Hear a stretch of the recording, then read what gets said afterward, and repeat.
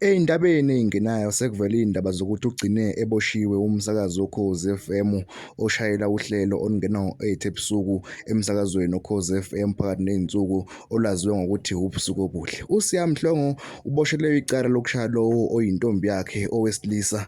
Nasekuvele-ke iy'ndaba zokuthi uSiya Mhlongo uphila nobutabane. USiya Mhlongo-ke ugcine eboshiwe nasekuvele-ke iy'ndaba zokuthi futhi uphinde wabingelela imali. Lezi ndaba-ke ziveze umthombo weLanga News laphana ey'nkundleni zokuxhumana. Ngane zakwethu, ngakuthokozela ukuze umbono wakho uthi wena uthinga lezi ndaba ey'thinta umsakazo Ukhozi FM kanye nokuthi useboshiwe waphinda futhi wayobingelela imali. USiya Mhlongo-ke selokhu nje kwasuka lesigameko akasazakwala emsakazweni omkhulu Ukhozi FM, kodwa uhlelo lwakhe selubanjwa abanye abasakazi. Ngane zakwethu, ngalokho kukhuluma kakhulu ngicela ufuze subscribe, uphinde ulike, uphinde ushare le video. Ngathokoza kakhulu ngane zakwethu.